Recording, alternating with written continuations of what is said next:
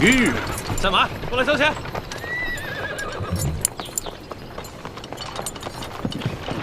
慢点。怎么了？我们要过去。废什么话？到那边交钱。交钱。军爷，我们过路要交什么钱啊？要想过关，先交税钱。哦，税钱。怎么不走了？主子，这军爷说了，他要收您的过路钱啊。哎呀，过路钱，你们天天在这收吗？这位军爷，你这收的什么钱？关口要道，过往商旅一律上交税钱2吊。可我们不是商人，为什么还要交税费？不管你是做什么的，只要从我这路口过，就得交钱。这大清立国30余年，怎么没有听过这样的规矩？少给我啰嗦！哎，干嘛？干嘛？哼，看你像个贵公子模样，2吊钱拿不出来，不想出钱就别从我这过。好，这钱我出，不过你得告诉我，是谁让你们在这收钱的？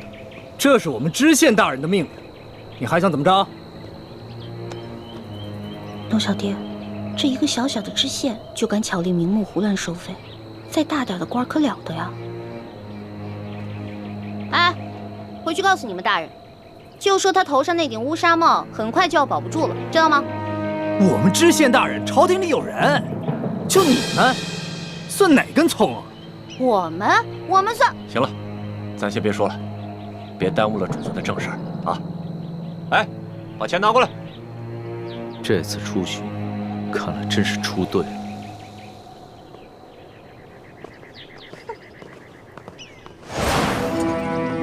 哎，进城交税。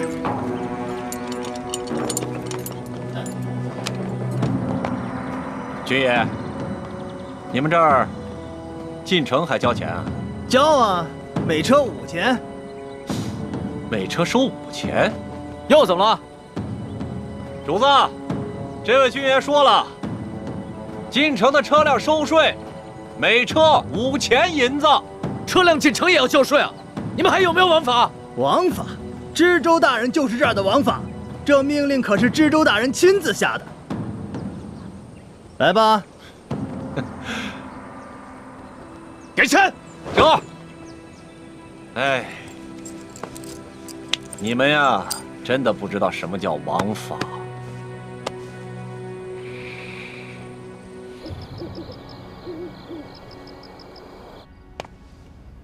朕自入山西以来，一路所见，民多疾苦，而各地方官各自为政。朕一日行100余里，竟连遇3处关口，巧立名目收取税费。过往商旅都被迫缴纳所谓道路修补款项，贪污之风可见一斑。念及民生之苦，朕实不能寐。老大，都记下来了吗？放心吧，全记下来了。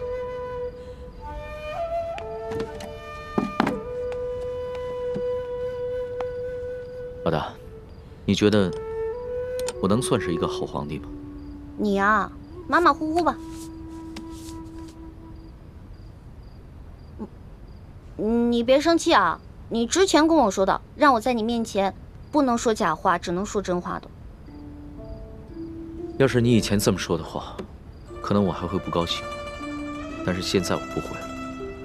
你说的对，我确实只是一个马马虎虎的皇帝，离一个好皇帝还差得远呢，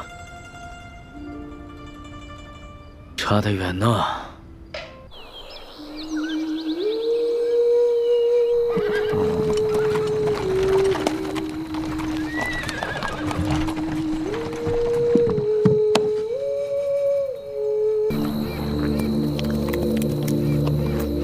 主子，这口井也是干的。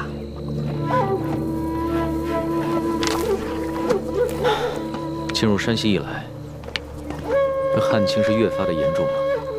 是啊。老人家，这口井也没水了。啊，这儿也没水了。哎呀，这可咋办呢？老汉家的水早就喝光了，此去我女儿家中，这还有10几里路呢。老人家，我这儿还有一壶水，你先拿去吧。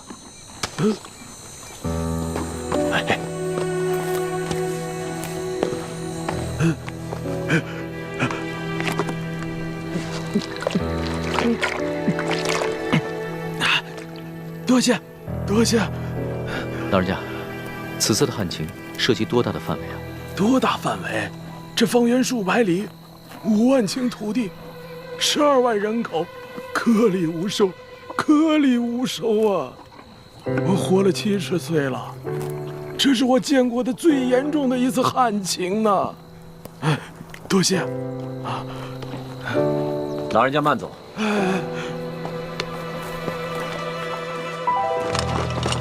主子，启禀主子，这个小村庄有几十户人家，房子都挺干净的，咱们借宿没问题。只是这村子人烟稀少，好多房子都空着，显得有些诡异。为什么？这些民房都好好的，有一些一看还是新翻修过的，怎么会没人住呢？是啊，房子是挺新的，就是没人住。也许这儿不久之前遭过匪患吧。这户院子里倒是有炊烟冒出来，应该有人，我去看看。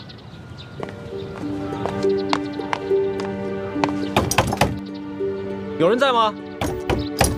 官爷不必再催了，老夫就是死也要死在自家老宅子里。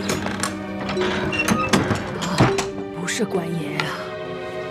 老人家，我们是过路的外地商客，错过了宿头，能否在这里借宿一宿？房钱要多少，随便你开。不必给钱，我们这个村子什么都缺，缺水，缺粮食，缺人，就是不缺空房子。你随便住吧。老人家，此话怎讲？村民们都去哪儿了？我们这个村子遭遇了几10年不遇的旱灾，村里只剩下一口老井，每晚能渗出一点点水来。但凡有点办法的，都出去投亲靠友了；没亲没友但还迈得动腿的，也都到外面去行乞逃生去了。哎呀，只有我这等老弱病残在这儿等死。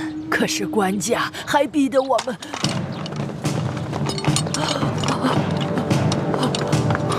快，保护主子！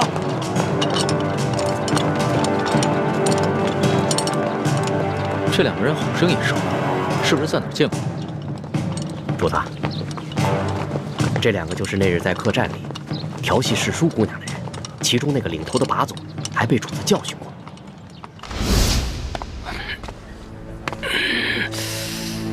怎么回事啊，老杨？这还是个高手呢。吃瘪了吧？哦，干什么？我问你干什么？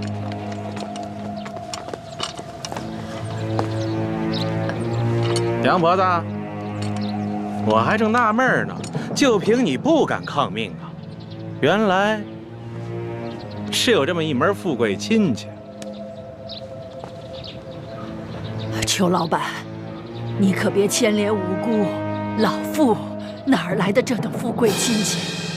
他们都是过路的客商，在我家借住一宿，明天就得赶路的。路过的客商，让我瞧瞧。哎，咱们是见过的是吧？啊？哟，姑娘，你也在这儿呢，真是缘分呐！你是谁啊？我根本不认识你。你还好意思说呢？那是在客栈喝醉了闹事，他就是被我教训的那个。哎呀，羞死人了！原来你还是个朝廷命官呀！那日你当众调戏我家的丫鬟，就已经失了体统。你还追到这个村子来，没完没了是吗？你老杨，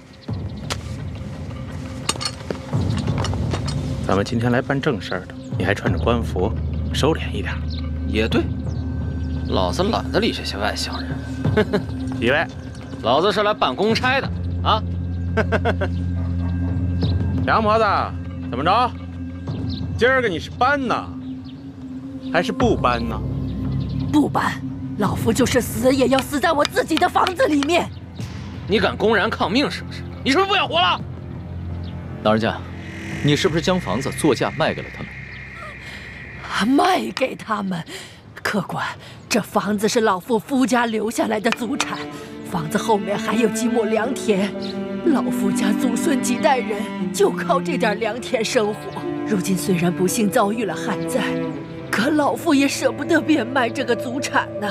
这个裘老板仗着官府里有人，随便给了仨瓜俩枣碎银，就要强行圈走咱们整村的房田地呀！你闭嘴！老不死！裘老板给你安置费已经是大发慈悲了，你还敢在这里计较或多或少的？你信不信我现在就捆了你？行了行了，杨婆子，圈地的文书是巡抚衙门发的，你向几个过路的客商诉苦，有用吗？可是在下听说，顺治爷曾下过明诏，废止圈地。几位是读书人吧？啊，哼，看着就像，带着那么一股子迂腐劲儿。古往今来，这皇帝总说王子犯法与庶民同罪，但谁曾见过哪个王子犯法真与庶民同罪？就算是在皇城根底下，那些王公大臣不也是一大片一大片的圈地吗？皇上不也是睁一只眼闭一只眼吗？几位是过路的客商，我劝你们别多管闲事。听清楚了吗，老太婆？明日一早，我就带人来这里破土强拆。届时你还没搬走的话，那我就把你埋在这破房子里。老夫就在这儿等着你们，我就是死也要死在我自己的老宅子里面。哼！巡抚衙门令，凡是胆敢公开对抗官府者，皆按谋反论处，格杀勿论。所以今天老子就是杀了你，也是在执行公务。最后再问你一遍，搬还是不搬？不搬。那明白了。你既然铁了心不搬了，那也好。那你今天晚上就吃得饱饱的，免得明天做个饿死鬼啊！呸！看什么看？小心我把你双眼给挖出来！哟，瞧瞧，富商家的丫鬟都不一样，脾气这么大，挖我眼珠子？来来，挖，退下！干什么？真想打架呀？看清楚，爷可是巡抚大人的直属亲兵，你们要是真敢跟我动手的话，那就是造反！来呀！老杨，几位，老杨，这几个人呢，出言不凡，气度也不凡，像是有些身份的，别节外生枝。先回去，啊，先回去。走，几位，请吧。梁婆子，到底搬还是不搬？你可要想清楚了。诸位，告辞。哎，主子，这几个混账东西不给他们点教训啊？这些都是虾兵蟹将，没用的。老人家，再多吃点吧。不瞒你们说，我都半个月没见米香了。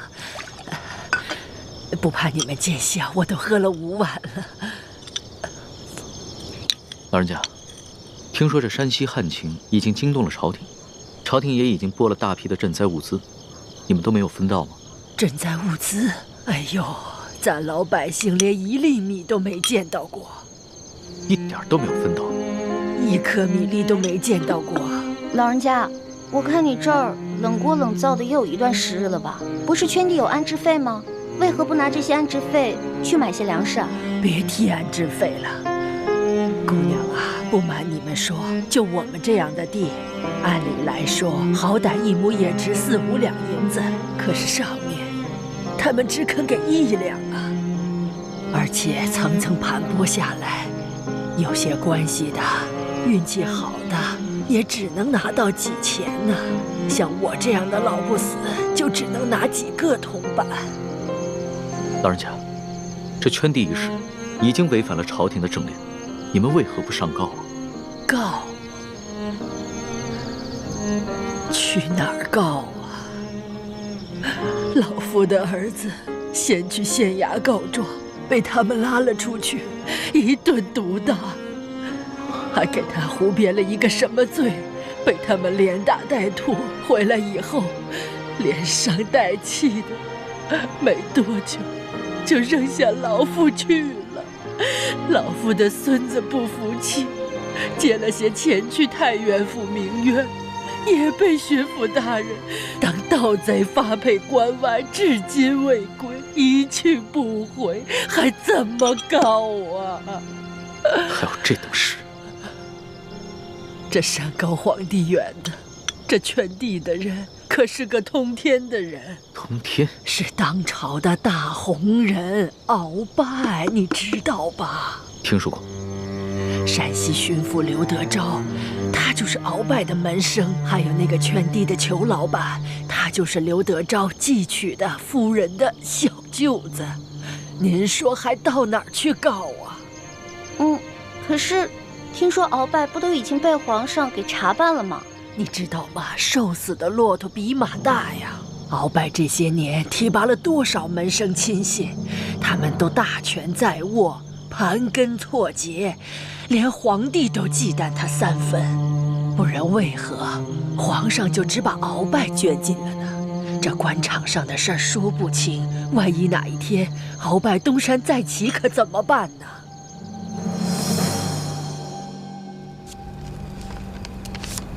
好了，主子，今天的见闻全都记下了。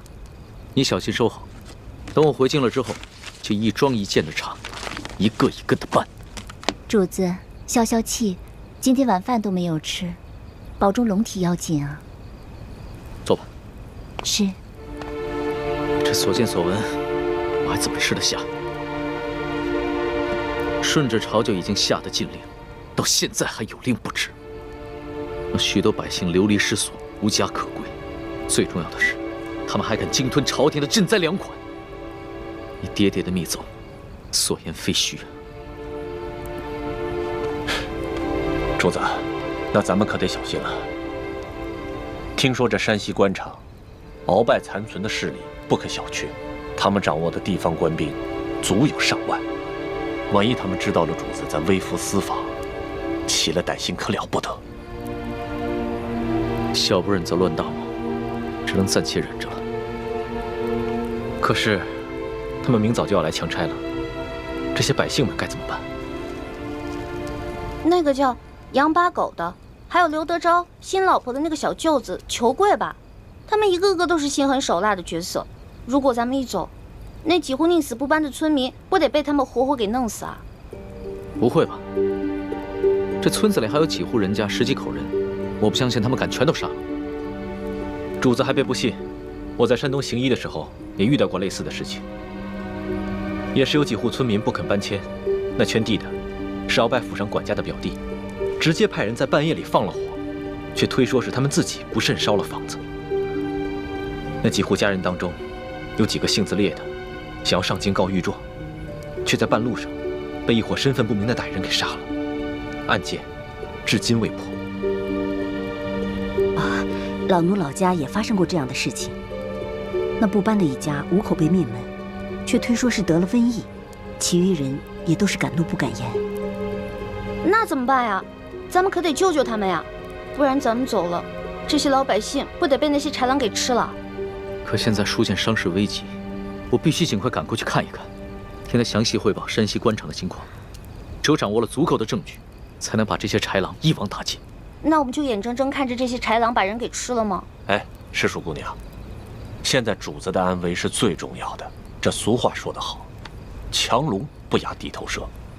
主子您的身份是万万不可暴露的。这样吧，待会儿我们进村查一下，然后再做打算。哎，主子，您瞧，那户人家好像有人哎，你听，他们好像刚生完孩子。只可惜，明天一早就得拖家带口背井离乡。可怜的孩子。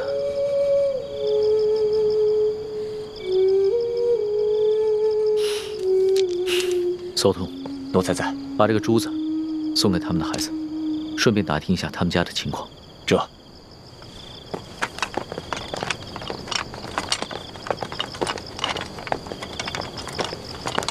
喜欢呢？刚刚还在我身后呢。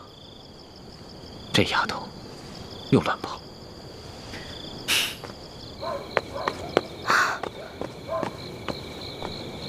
哎，我明明听到有人求救的呀！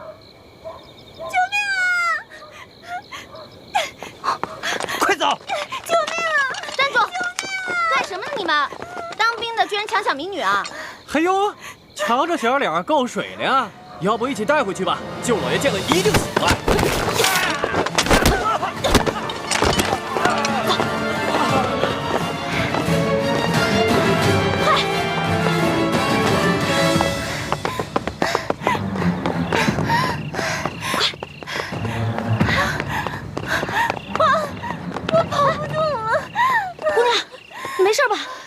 上来了！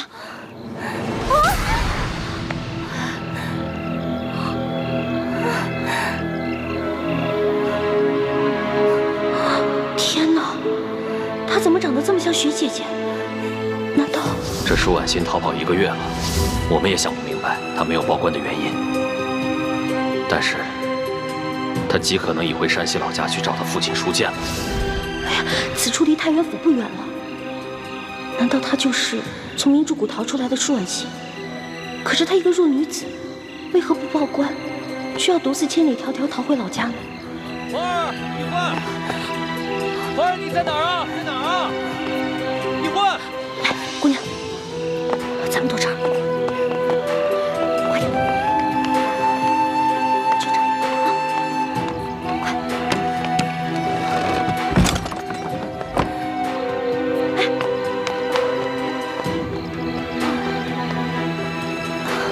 姑娘，没事吧，姑娘？一焕，花儿，一焕。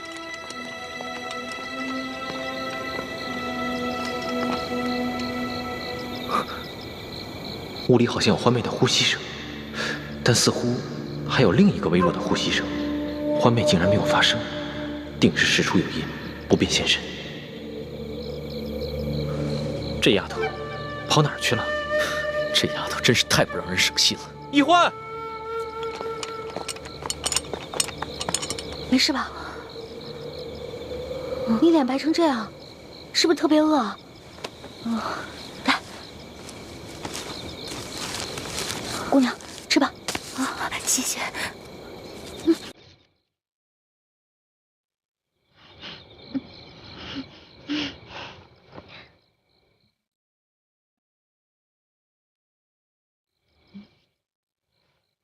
明明已经饿得不行了，还尽量注意吃相，不肯狼吞虎咽。看来应该是出身名门的大家闺秀啊。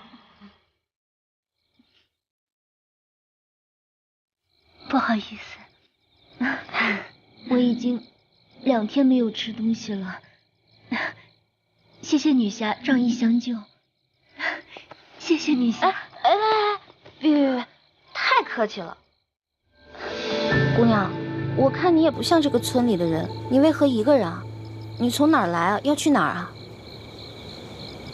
小女子本是山西太原府人士，途经此处，看到一处空的房屋，本打算暂借1宿，谁想到我刚住进去，就有2个官兵闯了进来，说我强占民宅，要抓我去见官。幸得女侠出手相救，小女子感激不尽。嗨，我根本不是什么女侠，我跟你一样，是途经此地的过客。你我相遇也算是缘分，不如互相留个姓名，他日江湖再见的时候也是朋友了。我叫易欢，你呢？是易女侠。易女侠武艺高强，又仗义助人。小女子能够结识易女侠，是小女子的荣幸。嗨，小女子的贱名不足为道，只是我这出门在外，身上的盘缠没有带足，易女侠家住何处啊？小女子平安回家之后，一定备下薄礼，登门致谢。口风倒是挺紧的，不肯说自己的姓名，反倒盘问起我来了。谢就不必了。我看咱俩年龄相仿，我是顺治12年5月初4生的，不知道该管你叫姐姐还是妹妹啊？小女子出生于顺治11年3月初8，可不就是舒婉欣的生辰？那你比我大，我应该叫你姐姐。姐姐，你一个人手无缚鸡之力，怎么就跑到这儿来了？也没个伴儿陪你啊？唉，2个月前，家父把我献给一个有权有势的男人，那个男人要在很多姑娘当中挑选妾室，我是备选之一。没想到我还没有到那个男人家，就阴差阳错被人劫走了。直到近日，我才侥幸逃出来。这个有权有势的男人，指的应该就是龙小弟了。还有此等事情啊？那你逃出来以后，为什么不去报官啊？你现在难道要去找那个有钱有势的男人啊？不是这样的。我未曾去报官，是因为那些劫走我的人固然可恶，但是我不恨他们，反而心存感激。为什么呀？家父把我献给那个有权有势的男人做妾，并非出于他的本意，实在是那个男人太有权势，家父不敢违逆。因此，我在心里早已发了誓，若被那男人选中为妾，那我便以死明志。其实那个男人有权有势，也是个不错的归宿啊。你宁死不从，莫非？我看你戴的这块玉应该是鸳鸯玉吧？你戴的这块是雄的，那雌的那块，莫非姐姐已经有心上人了？啊，那我明白了。怪不得你从劫匪那儿逃了以后不去报官，你现在是想去找你心上人啊？实不相瞒，我自幼丧母，和爹爹相依为命。我是真的想在我出走之前，悄悄回一趟家，去看看家父最后一面。他说去看家父最后一面，然后就私奔。那如果他发现他爹快死了，那他肯定就忍不住露面了，这不就麻烦了吗？这院里有人！嘘，一群窝囊废，这事儿还得麻烦我。行了行了，想不到这姓杨的居然能听出我们的呼吸声，那我肯定应付不了，不如叫救命吧。不行啊，要是这样就惊动了龙小弟和索额图，那就更糟了。姐姐，我们躲到那边去吧。走。好。快。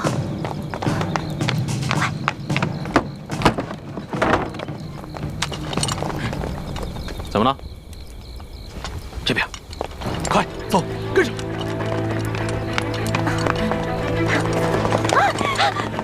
这边，那边，追！站住！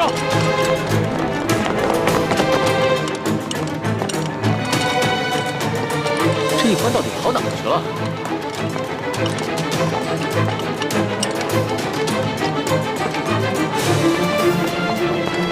站住！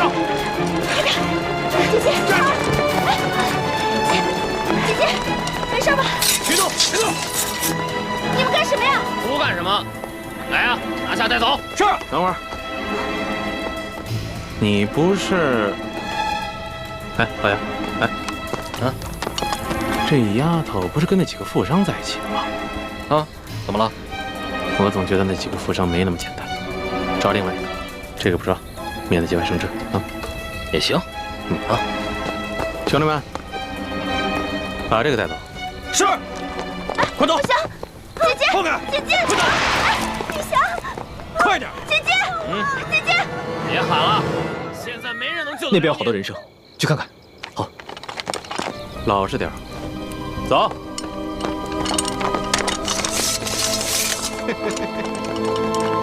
小妮子，没看出来还是个练家子。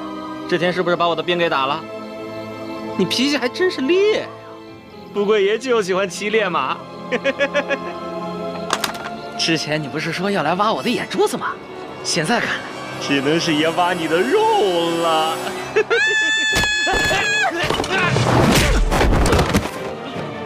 老大，你没事吧？我没事，没事。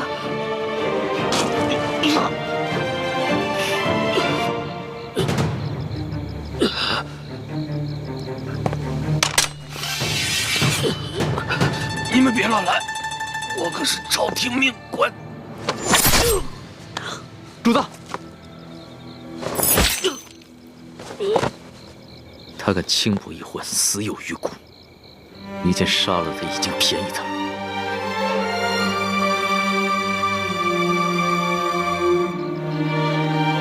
这还是我平生第一次亲自动手杀人。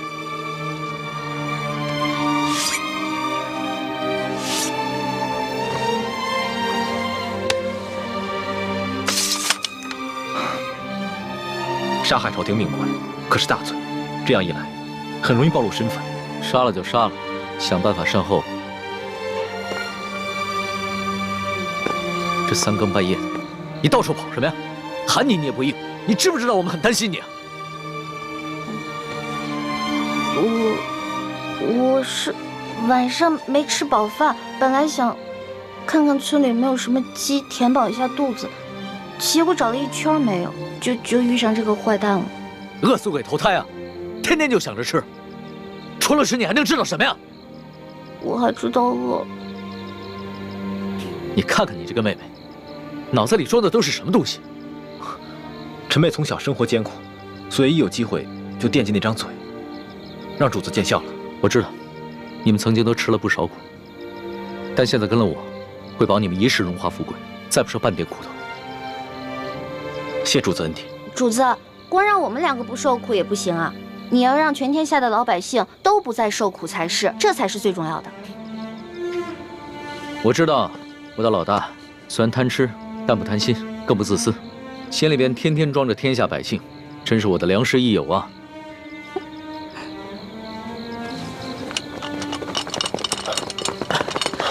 主子，主子，这怎么回事？不必慌张，先找个地方把他埋了吧。这，来人呐，把他拖下去。这，快！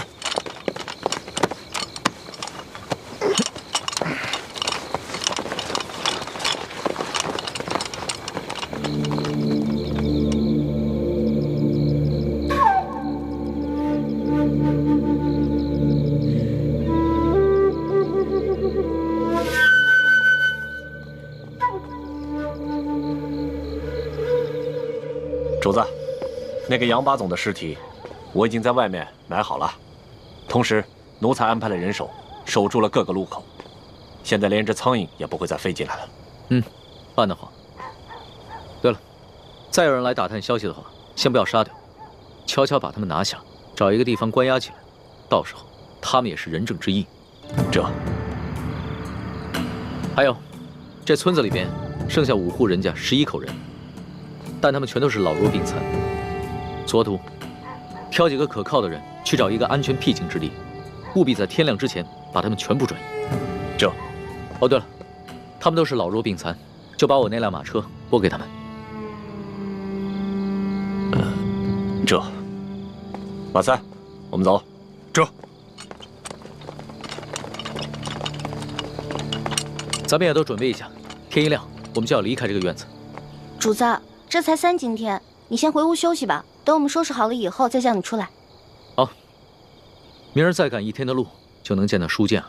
到时候肯定有很多事情要等着我处理，所以啊，我是应该好好养养神了。那我给您点一炉安魂香吧，不然你睡不好，又该胡思乱想了。不容易啊，会体贴人了啊。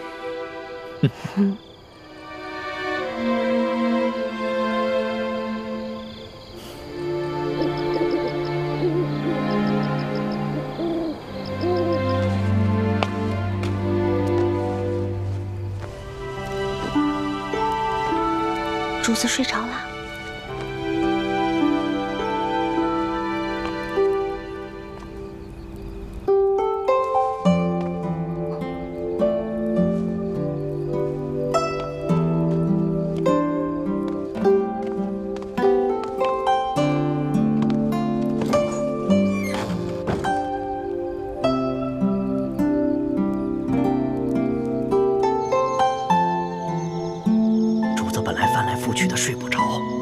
闻了你一个什么香，马上就睡着了。你说，到底给主子闻的是什么香？就是普通的安魂香，您放心吧，对身体无害的。真的？真的，叔父，我怎么可能骗您啊？哎呦，你就不要再叫我叔父了，好不好？咱们最好是永远都不要认亲。哎呦，易欢，我求求你了，你千万不要对主子有什么不好的心思，更不能想着要去害他，否则连我都活不了了。哪有？我怎么可能害我的龙小弟呢？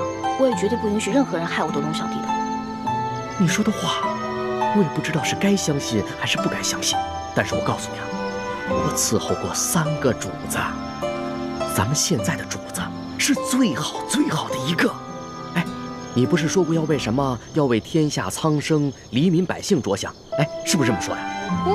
那你就更不要想着使什么坏心思，更不能害了主子，也不能连累我。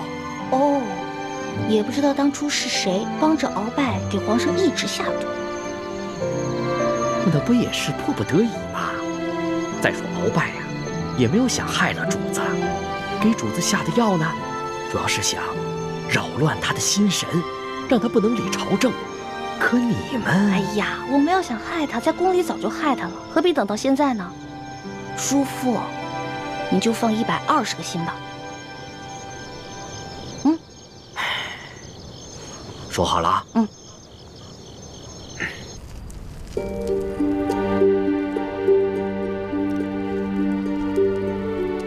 我给康熙下的安魂香的分量很轻的，索额图在安排村民，很快就会回来，咱们得抓紧时间。你能确定那姑娘就是舒婉欣吗？我看看。当然了，我生辰都对了，错不了。幸好她被刘德昭的小舅子给抢走了，否则被索额图发现，那可就麻烦了。可他现在落在恶霸手里，不定后果怎么样呢？咱们得去救他。都什么时候了，你居然还想着去救舒婉欣，怎么敌友不分呢？六师傅，他不是咱们的敌人，他是无辜的。他威胁到咱们的大业，那就是我们的敌人。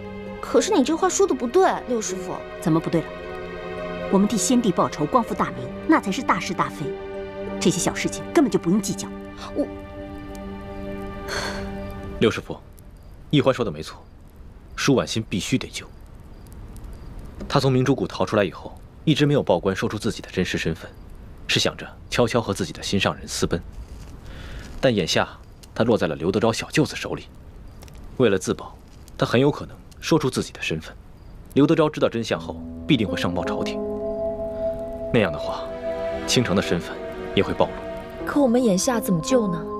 我们亦不熟悉路线，又不知道他们把人抢到了何处，而且这天就要亮了，实在是来不及啊。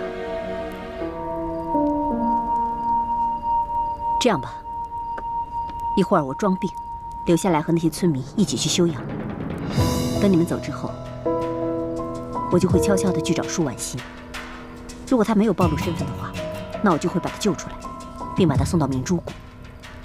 倘若她暴露了自己的身份，那我只能杀了她，和所有知情的人以绝后患。六师傅，你不能这样。如果这样滥杀无辜的话，跟当年清军杀无辜的老百姓有什么区别啊？欢儿，你怎么跟六师傅说话呢？师傅，你别生气啊。一欢他就是这样，说话不知轻重。我看要不这样吧，如果这个舒婉欣说出了自己的真实身份，那六师傅就把那些知情人士杀了，留舒婉欣一条命，把她送回明珠谷就是了。是啊，六师傅，那些狗仗人势的东西本来就死有余辜，杀了也算是替天行道。但是舒婉欣是无辜的，我们不能伤害她。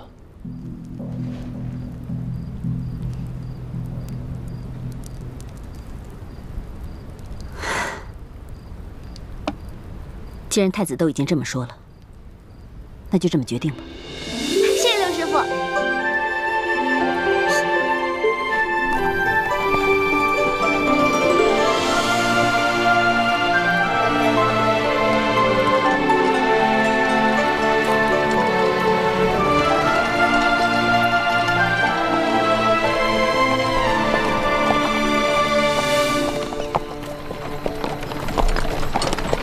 这雪嬷嬷昨晚还好好的，怎么一下子就病了？其实昨天白日里，雪嬷嬷就有些不舒服，她只是在硬撑着，没敢禀报主子。臣妾已经拜托那些村民照顾她，想来养上几日也就没事了。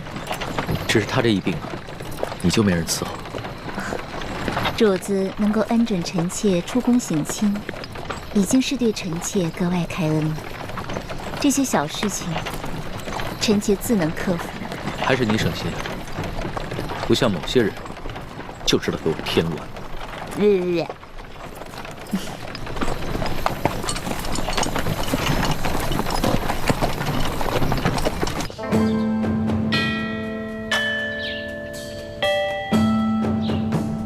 左徒派人送来了密奏，说皇上已经进了山西境内，应该很快就能悄悄地见到书剑了。这是皇上第一次微服出京，只愿皇上能托皇祖母的福，顺顺利利、平平安安的就好。玄烨他是爱新觉罗的子孙，他若是只在紫禁城的方寸之间长大，他怎么能够管好这万里江山？让他出去历练历练也好啊。纵然会有一些波折意外，但皇上乃天子之命，也必定能化险为夷。皇后不必太过担忧。妾身别的倒不担忧，只是不放心这李氏兄妹二人。你放心吧，哀家再三地嘱咐索图和李德福，让他们盯牢了李氏兄妹。况且李氏兄妹若要真的有图谋不轨，那在这宫里头早就应该下手了。既然他们没有异常举动，就说明他们的目标并不是暗害皇上。此次山西之行也能让皇上和我们大家都能看清楚，这李氏兄妹值不值得信任。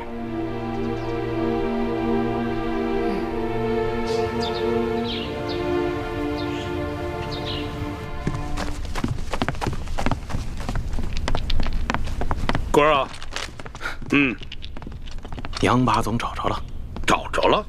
不管他说出什么理由，先拖出去给我打50军棍。此风不可长啊！居然敢不声不响的玩失踪，这以后这对我还怎么办？还军什么棍呢？人是找着了，在一棵杨树底下埋着呢。死了，死了。肋骨断了几根，而且被一箭穿心。我纳闷呢，淮阳村的10几个村民没这个能耐啊，除非是那几个外地来的客商，他们带了一群保镖，而且个个身手不凡。二公子，这钦差大人迟迟不来，难道咱们就一直在这傻等吗？时常有人在皇上面前进谗，说我们平西王府的人居功自傲，不把朝廷放在眼里。眼下出了这么大的事，皇上又特命钦差来此查案，我等自然应该恭敬些，以免落人口实才是。二公子，如此维护平西王府的声誉，若是让王爷知道了，一定会非常欣慰的。我只是在做我的分内之事，我父王知不知道，都不重要。所以说，王爷的这几个儿子里，就属二公子最为人后。吴公子，钦差大人还没有来吗？应该快了吧？那我们兄妹二人可需要回避一下。那倒不必，二位都是我无应期的朋友，刻意回避当然不需要。但是，如果二位不习惯接待朝廷要员的一些繁文缛节，当然也可便宜行事。待我事情处理完毕之后，再与二位一同上京。那我们多一事不如少一事，不如我们就留在自己房里吧。也好，那就随姑娘的意。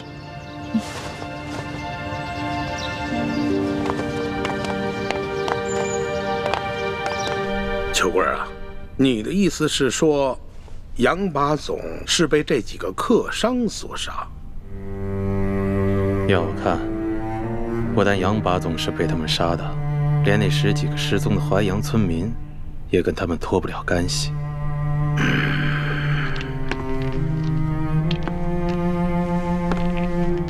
老爷，我看这几个客商身份可疑，行踪诡异，您是不是得派人去查一查，他们究竟从何处入我山西境内，又去往何处，有什么来头？香娥，卑职在。此事就交由你去办。卑职遵命。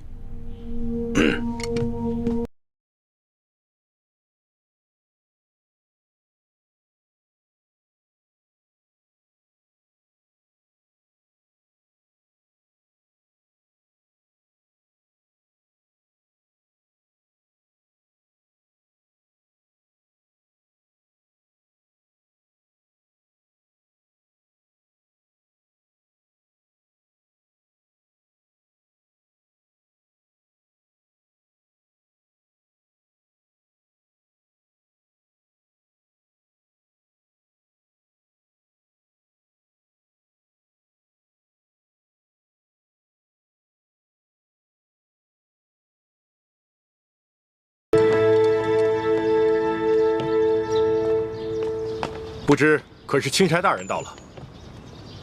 正是。二位是？卑职乃平西王麾下副将石青红。这位是我家二公子。你说的不错，这位就是钦差大人，姓龙，龙大人。吴应奇参见钦差大人，大人辛苦了。二公子果然是风神如玉，真是一表人才啊！是，虎父无犬子啊！钦差大人过奖了。啊，对了，二公子，这皇上特意命我悄悄护送丽嫔出宫探望舒大人。吴应奇拜见丽嫔娘娘。免礼。此事切勿声张，就我们几个人知道。卑职明白。舒大人现在的情况怎么样了？至今一直昏迷未醒。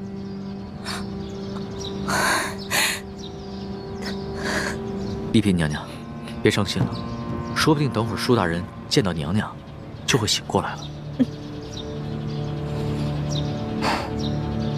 秋贵啊，你说这几个村民怎么会无缘无故的失踪了呢？而且这些剩下的村民皆是一些老弱病残，你说他们都去了哪儿了呢？要说他们杀了杨把总，是因为杨把总调戏了那个客商的婢女，他们失手杀人再埋尸，这说得过去。可是为什么要带走那10几个村民呢？这不合乎情理啊！难不成他们是想将这些村民留作证人，将来去京城告御状不成？有这个可能。淮阳村的梁老婆子一直都是个刺儿头。哎，你想啊，他儿子告状被咱们给弄死了，他孙子接着告，咱们给他发配关外，他能跟咱们善罢甘休吗？而且就这么巧，那几个客商就投宿在他家里，他肯定没少说咱们的坏话。说，还有脸说？消消气。既然知道这个老婆子是个刁妇，为什么早不处理啊？留下如此之祸患？我哪知道啊？他一个老婆子风烛残年了，有上顿没下顿，能活几天呀？谁成想半路杀出个程咬金，跑出这么几个客商来。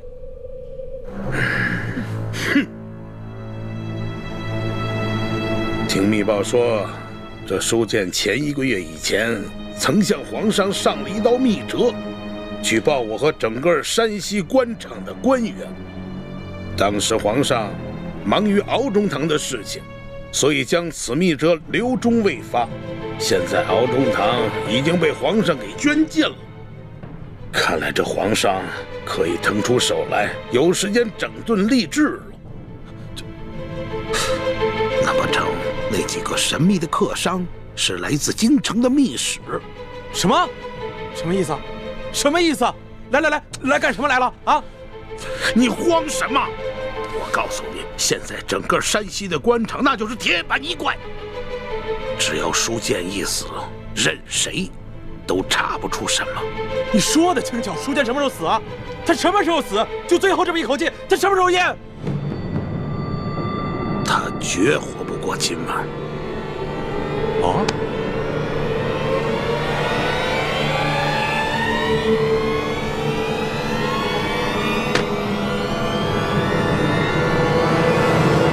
龙大人，您陪着丽嫔娘娘先去探望舒大人，卑职带着手下把这驿馆里里外外都搜查一遍，布置好安防。好，去吧。这，走。丽嫔娘娘，龙大人，这边请。娘娘。二公子，二公子，刚刚我家老爷醒过来了。当真是皇恩浩荡啊！这丽嫔娘娘和钦差大人一过来，舒大人就醒了。看来真是被本钦差给说对了，舒大人一定是知道丽嫔娘娘要来探望他，激起了他的求生欲望，所以他就醒了。多谢大人吉言，这都是托了皇上的福。二公子，那就请带路吧。是。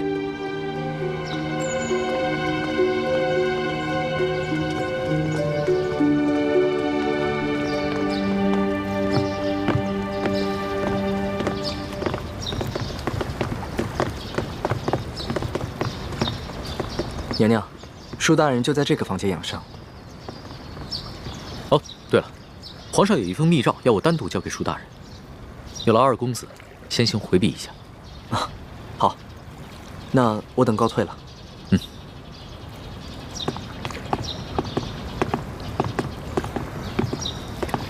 你们也先都退下吧。是。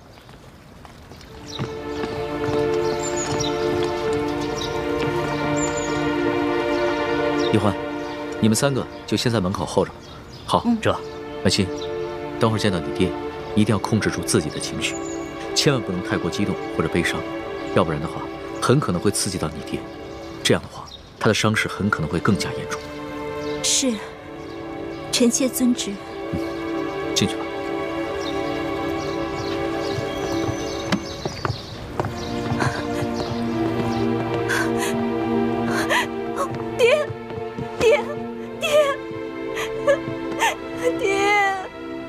舒爱卿，舒爱卿，舒哥哥，怎么办啊？你说这书剑会不会认出徐姐姐是假冒的？谁也没想到书剑还能醒过来。事到如今，只能随机应变了。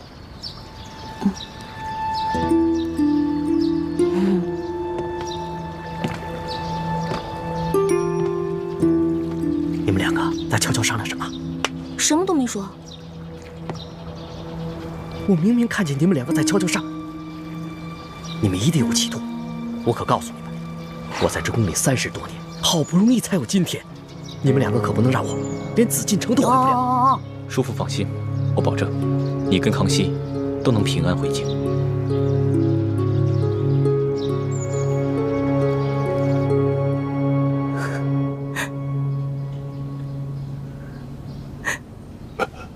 皇上，先别急着起来，安心躺着。舒爱卿，不仅朕来看你了，你看看，还有谁一起来了？爹，你是？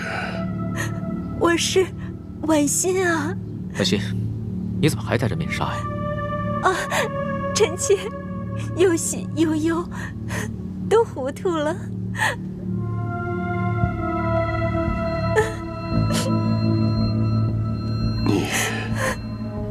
你是婉欣？真的是婉欣？你怎么来了？舒爱卿，朕知道你只有这么一个女儿，所以啊，朕特意带她来一同探望你。临出宫前啊，朕已经封婉欣为丽嫔了，入住永和宫。谢主隆恩。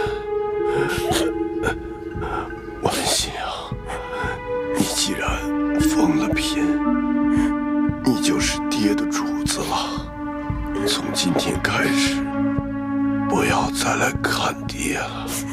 要好好的伺候皇上。婉心啊，你忘了刚刚朕怎么跟你说的？别老顾着哭啊！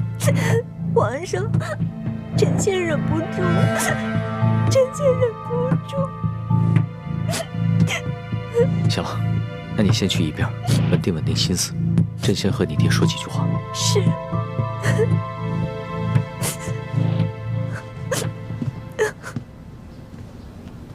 说爱卿，朕这一次千里迢迢赶来，一是为了核实你密奏中的几件大事，第二是为了亲自调查你遇刺，你到底是被谁所刺？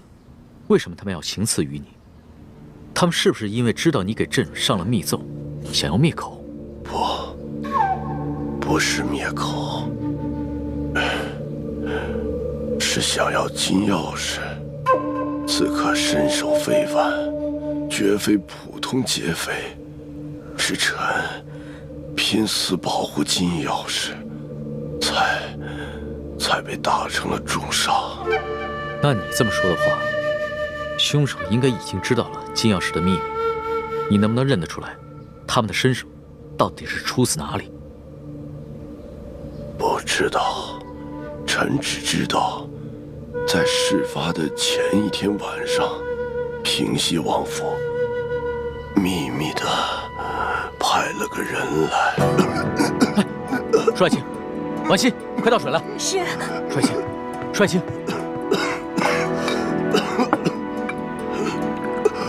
舒爱卿，你先缓过这口气再说。爹，来，喝口水来，小心。再来一口。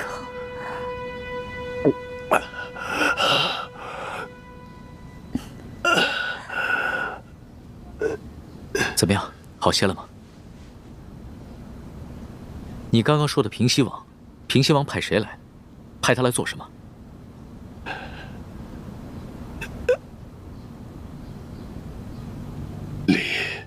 丽嫔娘娘，你怎么瘦了这么多，下巴也变尖了？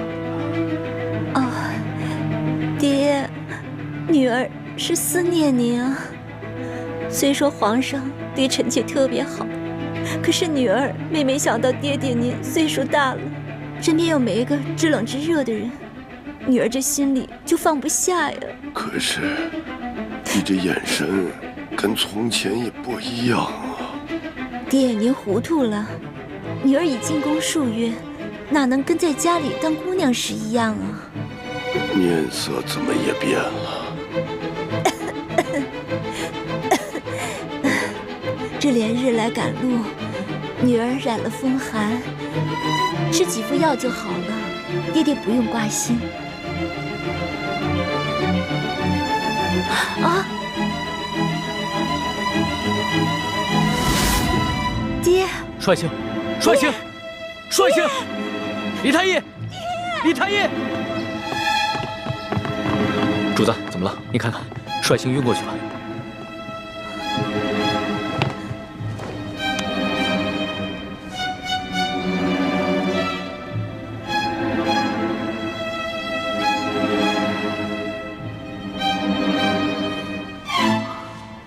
主子，舒大人的脉象很不好，只怕随时都可能。啊！那可还有救？朕尽量一试。只是舒大人本就重伤未愈，又元气大伤，好不容易见到了主子，还有丽嫔娘娘，难免心情激动，多说了一些话，自然便撑不住了。至少3日之内，不宜再让他受到任何的刺激，更不能让他说话，否则再次耗损元神，恐怕就无力回天了。知道了，你先去煎药吧。臣遵旨。丽嫔娘娘，主子，要不然咱们也先出去吧，让舒大人好好在这儿静养一下。李德福，你留在这儿，亲自照顾舒剑。这。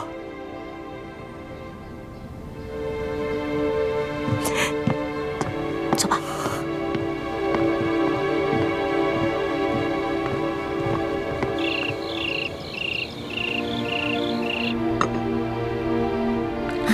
真没想到，这个书剑受了那么重的伤，居然还能发现我跟舒婉欣的细微不同。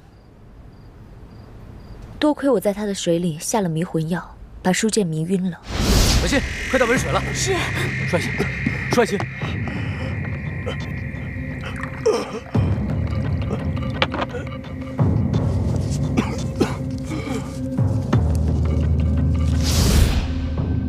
否则，他再多盘问我几句，就算我能应付得过去，康熙啊，也还是会起疑心的。也不知道六师傅找到舒婉欣了没有？咱们两边都不能再出半点岔子了，否则倾城的身份就暴露了。只有我一个人暴露不要紧，万一康熙心思那么缜密，他会想咱们在宫中的点滴细节，就会把你们两个也怀疑上的。舒婉欣就交给六师傅了。至于这个书剑，不能让他再醒过来了。你们什么意思啊？你要杀了书剑啊？不行，我不同意。书剑不同于鳌拜，也不同于刘德昭。在鳌拜权势熏天的时候，他却敢冒死向皇上上密折，为民请命，这样的好官你也要杀呀？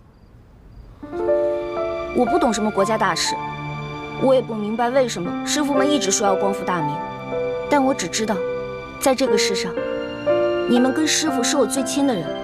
既然你们说我们是大明的子民，那我就有责任跟你们一起光复大明。可如果光复大明就要滥杀无辜的话，这我坚决不同意。欢妹，你别说了，我不听。如果你要真的杀了书剑的话，我再也不理你了。大师兄，就算易欢不反对，我也觉得这件事要在驿馆这么多人的眼皮子底下杀了书剑，这风险也太大了。稍有不慎，就会被康熙发现破绽，那我们不就前功尽弃了吗？那这样吧，我试着给书剑的药中加入少量扰乱心神之药，让他暂时丧失神智。等将来风平浪静了，我再帮他恢复神智。到那个时候，我们也不必将舒婉欣软禁在明珠谷了，他们父女也能够团聚了。这个我同意。你看，其实只要我们稍微用点心思，多为其他人考虑考虑，不就有两全其美的办法了吗？只是要让书剑像鳌拜一样丧失神智，又不让人察觉，这难度比杀了他更大。但是为了不让你失望，我愿意冒险一试。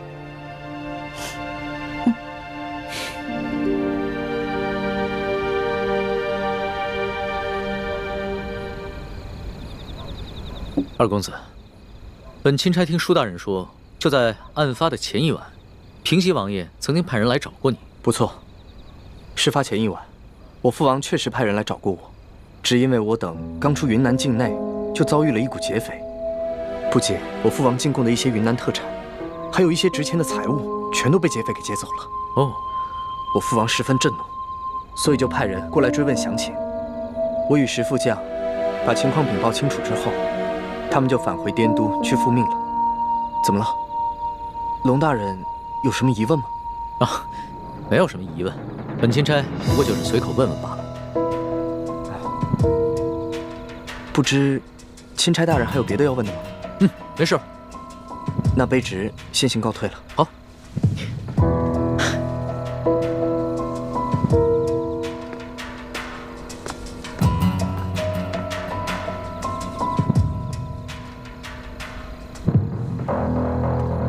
这吴应奇遇到书剑之前，确实遭遇过劫匪，他们也向朝廷禀报过，所以我才会派书剑护送他们进京。只是这平西王派人来，难道真的只是为了一些无关紧要的财宝吗？你怎么看？主子，您是不是怀疑这刺杀舒总兵的刺客和平西王有关？可是，如果这平西王早就知道这金钥匙的秘密，那何必先派自己的儿子把金钥匙送往京城，然后再派人半路去抢劫呢？那你觉得谁的嫌疑最大？奴才以为，这刘德昭可是鳌拜一手提拔的，鳌拜老奸巨猾，他会不会假意向皇上禀告这金钥匙的秘密，然后暗地里又派人悄悄地来劫呢？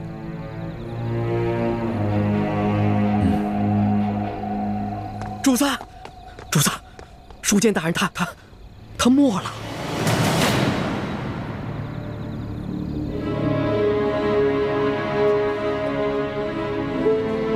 奴才一直听从主子的吩咐，守在书剑大人的房门外，就连一只苍蝇也不让飞进去。可是刚半夜的时候，奴才就腹内疼痛，我等不及换班的人来，就去了趟茅厕，前后才一盏茶的功夫。等我回来，舒大人他就……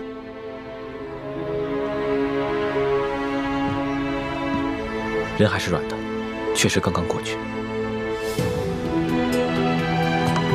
父亲，父亲，父亲！娘娘，娘娘，钦差大人还在旁边呢。爹，父亲。李太医，晚饭之前我还跟你探望过书剑，当时他的脉象不是一直很平稳，当时确实有所好转，只是不知怎么突然就……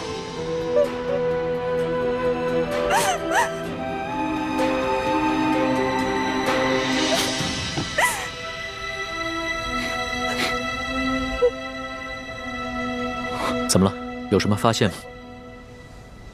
舒大人身上有一股辽山参的味道，但是卑职所开的药方中并无此物。辽山参，此药有毒吗？此药无毒，但舒总兵重伤之下命在旦夕，此时用大补之药，反倒成了他的催命符。所以你的意思，舒大人是被毒死的，是吗？可以这么说。舒大人冒死为民请命，如果还有人毒害他，那这个人就是是非不分、丧心病狂了。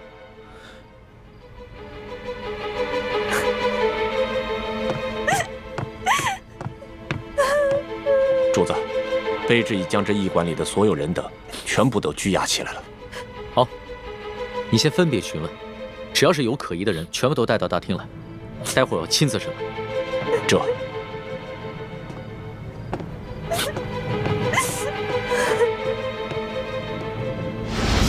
朱哥哥，你实在让我太失望了。欢梅，人不是我杀的。不是你杀的，不是你杀的，是谁杀的？你对我就这么没信心吗？今夜我在叔父的饭菜里放了一些泻药，等他腹痛去了茅房，我正准备悄悄潜入书剑的房间，为他服下迷魂丹，不料我却发现。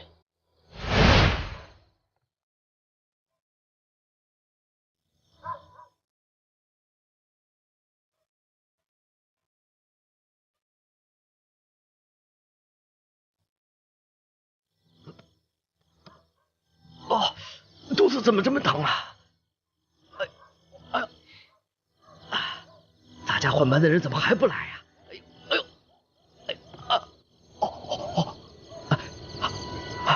哎呦，算了。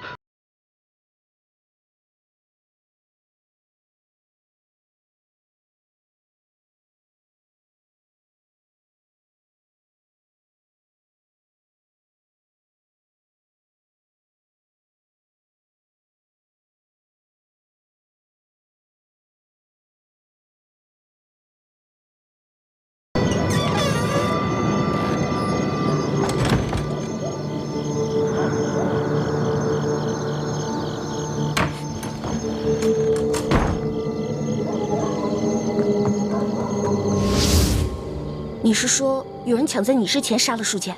没错，而且那个人我们都认识，是这个驿馆的驿丞。驿丞？驿丞为什么要杀舒剑啊？你就这么不相信我？康熙说什么你都信，偏偏我说什么你就不信。不是朱哥哥，你先别生气啊。现在听你这么一说，我心里的石头落地了。知道吗？如果你为了光复大明，变成了心狠手辣、不择手段的人，那样我会很难过、很失望的。你放心，光复大明是我一生的责任，我无法逃避，只能全力以赴。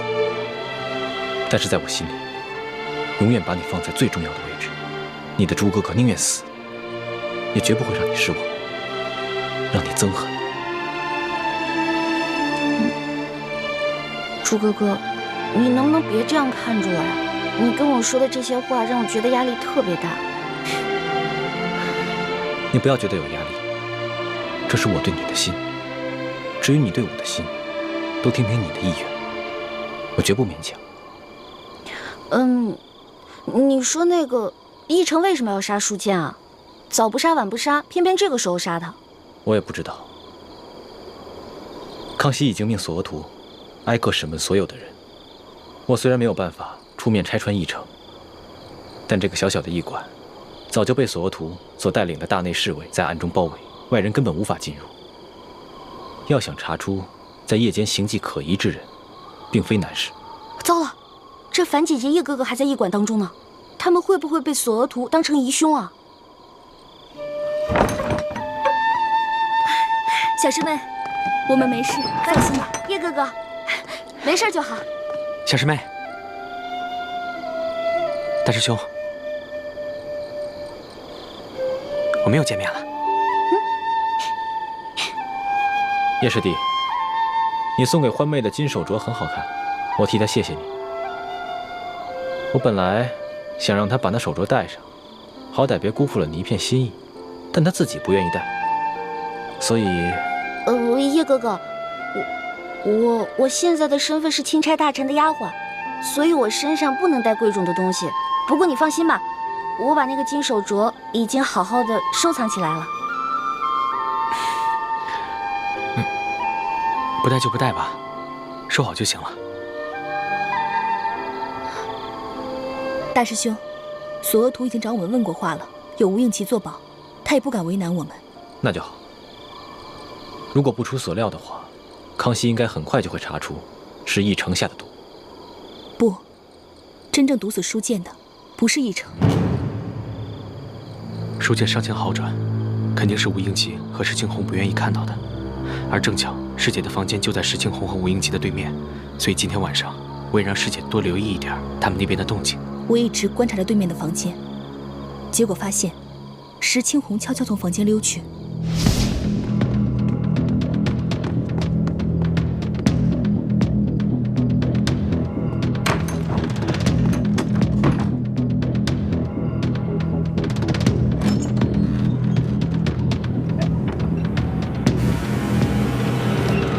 那个黑衣人就是石青红。难道今晚潜入舒剑房间的，除了我跟奕成，还有石青红？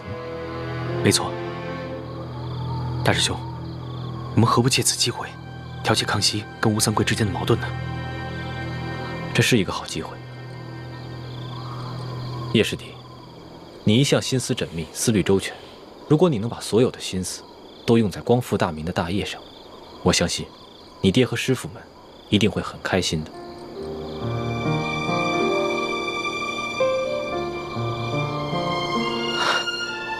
我知道了，大师兄，我一定会抛弃杂念，一心光复大明大业。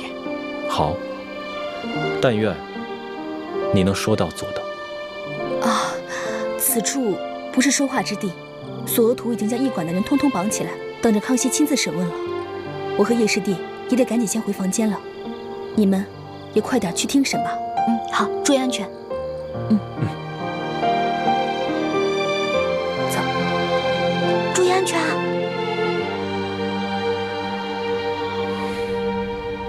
钦差大人明察，小的只是路过舒大人房间，看见门口无人守卫，放心不下，这才进去看了一眼。怎么会是小的下药杀了舒大人呢？你还敢狡辩？本官已经问得清清楚楚，李太医开的药方中根本就没有辽山参。药铺的伙计也已经证实，今天下午你确实去买过这种药。驿馆的人也看到你夜半之时悄悄进过厨房。大人饶命！大人，小的是看着舒大人近日身子虚弱，想帮他进补，小的也不知道这补药居然还会杀人呢。到了现在你还敢抵赖，真的以为本官好欺骗是吧？你一个小小的驿丞，怎么会有胆子谋杀朝廷命官？肯定是有幕后主使。你最好从实给我招来，说不定我还能留你一命。回禀大人，小的冤枉。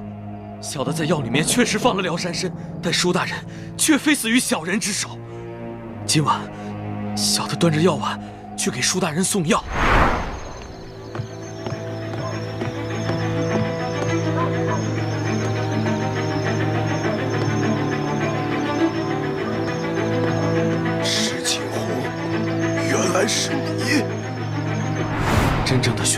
跟小人一样，是用辽山参杀人。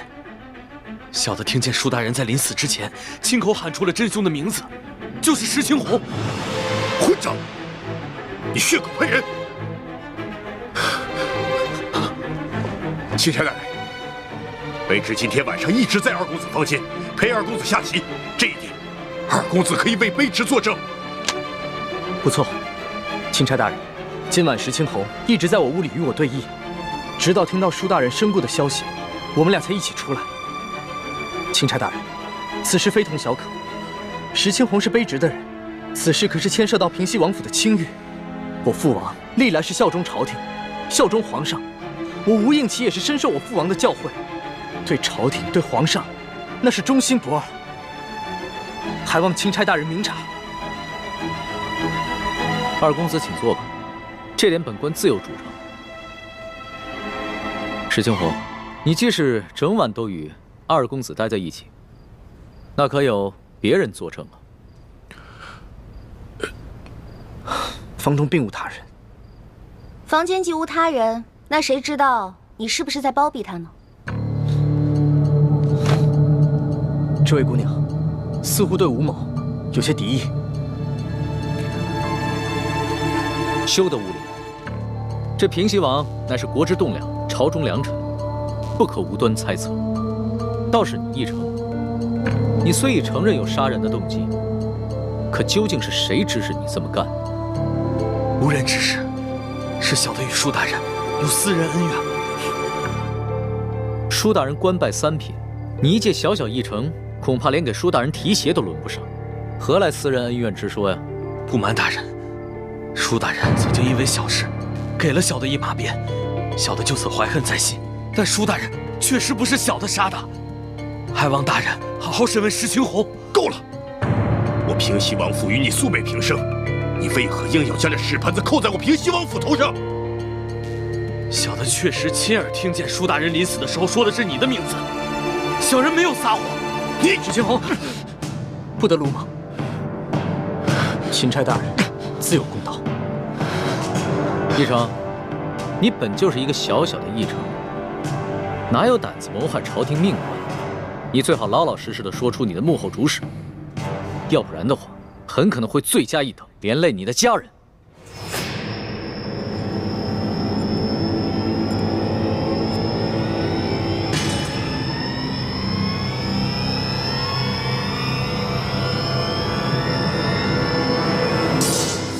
大人，小的是受人所指，可小的不能告诉你，否则小的家人就都没命了。小的有罪，可他们是无辜的。大人，就让小的以死谢罪吧。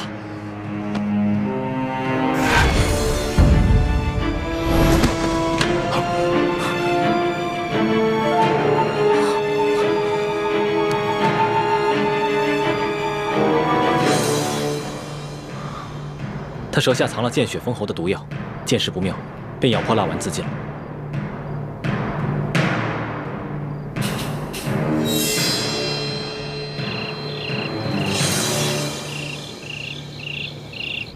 今天晚上我看见的人是奕成，但是抢在奕成前面的是石青红。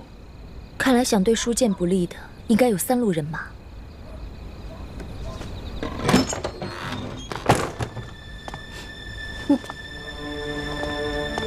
主子，李太医也在啊。一嫔娘娘悲伤过度，我来给娘娘诊脉，开一些疏散之药。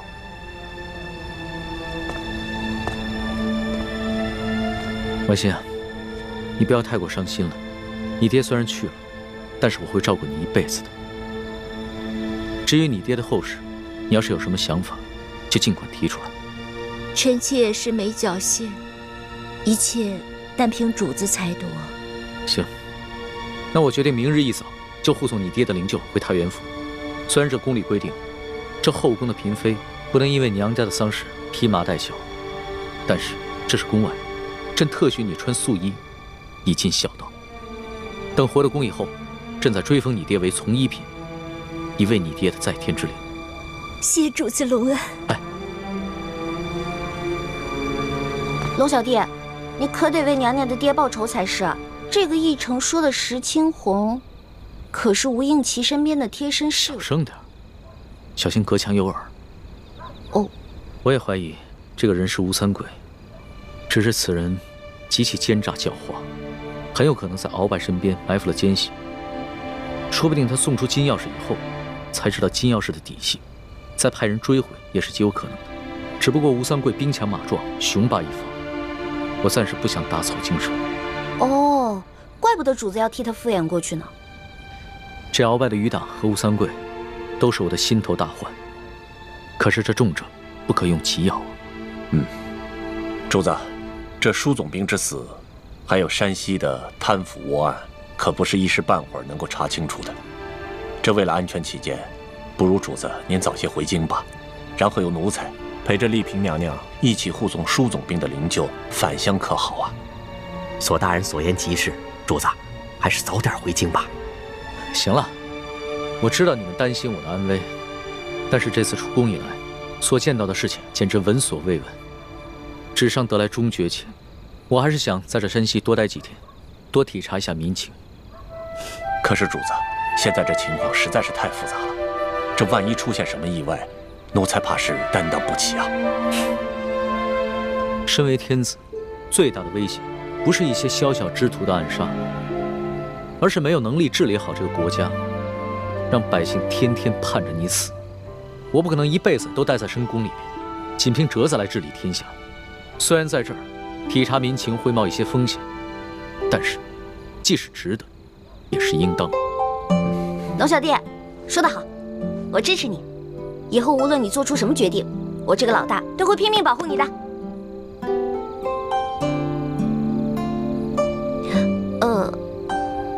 反正龙小弟说过，大清吹牛不上税嘛。老大，你虽然力有不逮，但其心可嘉。你这份情，我领了。主子，通宵审案，这天都快亮了，主子还是早点休息吧，保重龙体要紧。我哪还睡得着啊？天一亮，我们就出发吧。这。